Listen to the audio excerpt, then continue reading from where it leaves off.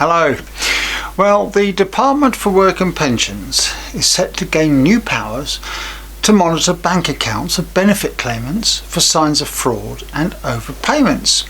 However, the new legislation also includes a new Clause 34, which will give the government the right to inspect the bank accounts of anyone who claims state pensions. Now, as far as we're concerned, that's not on. Welcome to Grey Matters.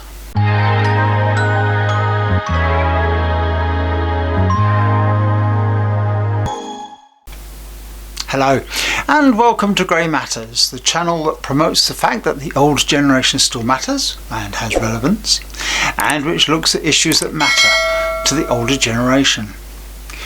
Before we get into this edition, you might remember in our last one that I thanked you all for helping us reach 22,500 subscribers.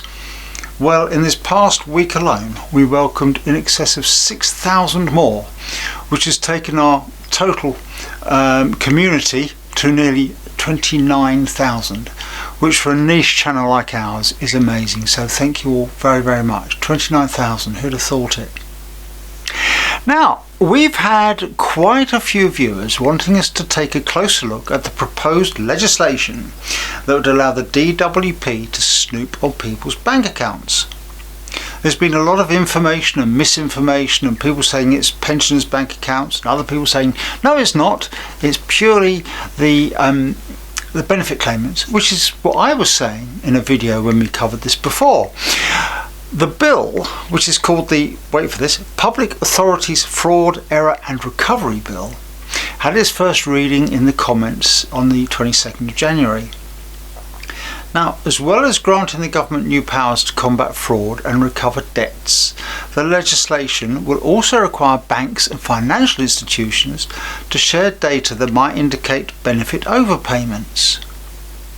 Now, the Department of Work and Pensions has clarified that it won't have access to view inside of the bank accounts. It will be for the banks to scrutinise the benefit claimants' accounts for savings levels that breach the capital limits for means-tested benefits, and that includes any evidence of foreign transactions. And any bank failing to collect and pass on the data to the DWP will be subject to heavy fines. Now, the cynic in me says, I wonder how long it will only be the banks that are able to do this. How long before the DWP will actually be able to do this themselves?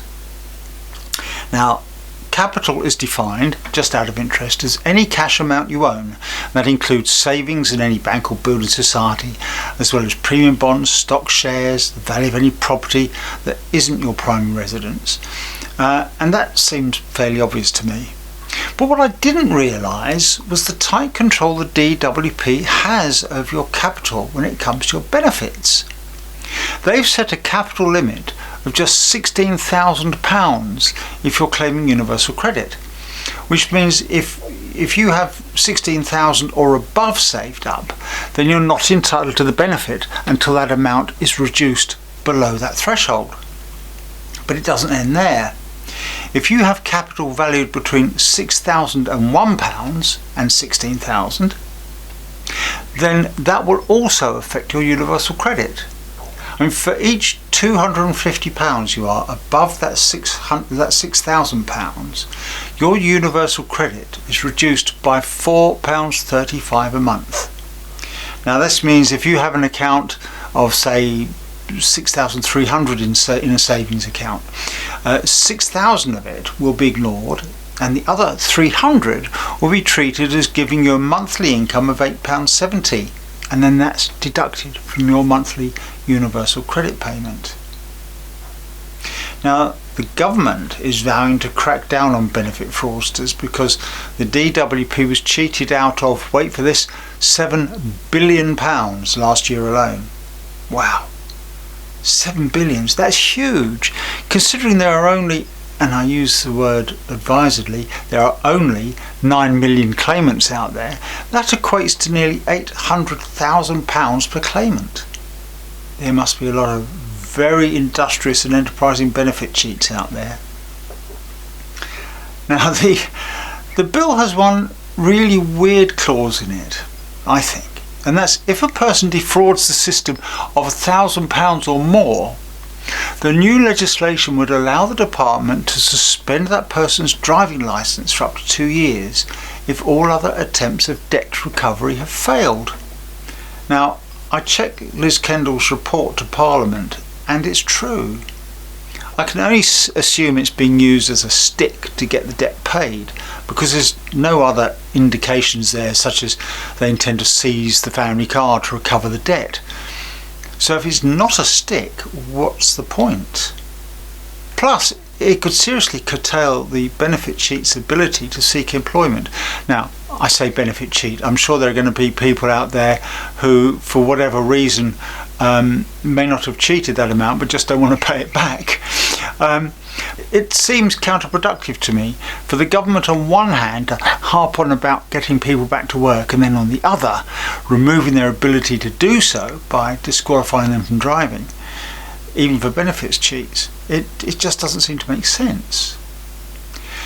Now, the bill will also allow the DWP to recover money directly from the bank accounts of those who owe the department money but refuse to pay back again. So again, how does that fit in with disqualifying them from driving? They say if all other means fail, which presumably means they go into the bank account and there's no money there to get, so they disqualify them from driving. Seems very confusing to me. But then I'm easily confused. The government has stated overall that these changes are unlikely to affect legitimate claimants, but officials say the bill isn't just about tackling benefit fraudsters.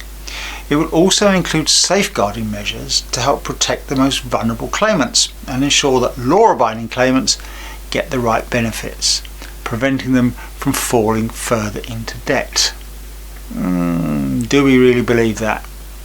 I mean, it sounds very laudable, but I'd like to know how that would be achieved in practice, you know. Oh, hello, we've just checked your bank account and think you're struggling to pay your council tax. So we're sending a debt management counsellor around to see you. It'll only cost you £30 a session.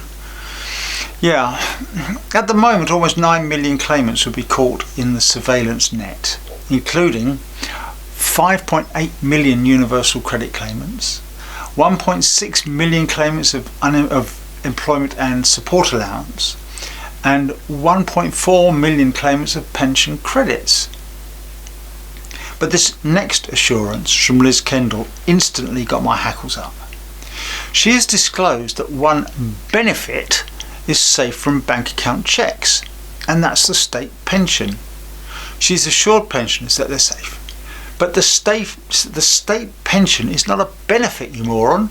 It's an entitlement paid for throughout their working lives by the 12.6 million people currently receiving state pensions. And the danger is if they keep calling it a benefit, maybe it will end up being treated as such. And what could that mean? Well, means testing for a start, and then snooping on our bank accounts. However, there is a Labour politician who's standing up for state pensioners in this matter. I'll tell you all about that after this short break. I'll see you in a minute. Hello and welcome back. Labour politician Sir Stephen Timms, who is the chairman of the Work and Pensions Committee, has sought clarity on the need to look at the bank accounts of people on state pension. He told MPs that the new Clause 34 will give the government the right to inspect the bank accounts of anyone who claims a state pension, which is basically all of us. It will give the government the right to look into the bank account of every single one of us at some point during our lives, without them suspecting that we've ever done anything wrong, and without telling us that they're doing it. Now that's shocking. And he said, quite rightly, what on earth would the government need to do that for? The entitlement for state pension is not based on income, savings, or anything like that, so why would the government ever wish to do that? Well, he didn't get an answer. He didn't get clarification from the DWP about this. So he then said, if we can't think of a reason why the government would want to do that, why are they now taking the power to enable them to do so? I think all of us would agree, whatever party we're in, that the powers of the state should be limited to those absolutely necessary. And he's absolutely right. I mean, this is a massive overreach, and I for one don't trust Liz Kendall's assurances one little bit, especially after all the other broken promises from this particular government. With what feels like a concerted campaign against the older generation, and pensioners in particular, call me cynical if you like, but it seems glaringly obvious to me that this power under clause 34 will be used, and it won't be used to help us. It'll be used to our disadvantage in some way, and that's for sure. Well, of course, the DWP claims that the new powers could help also identify automatically older people on low incomes who are entitled to pension credit, which is now worth £3,900 a year, but who aren't claiming it. Well, I'm sure there's other ways they can do that, but seriously, is that a good enough reason to give them the power to snoop on all our bank accounts? Well, 15 banks are involved in this, and you can see the list here. Is yours on it? It almost certainly will be. Now, our last edition had around 3,500 comments, and we read every one of them. So please do feel free to share your reactions to today's offering.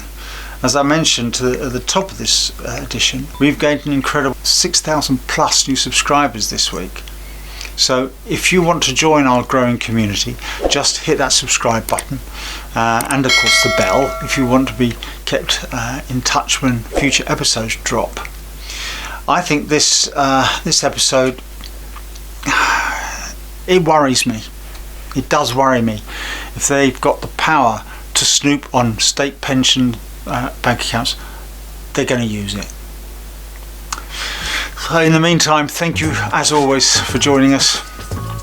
It's been a pleasure having you on board, and it's bye for now. Bye for now.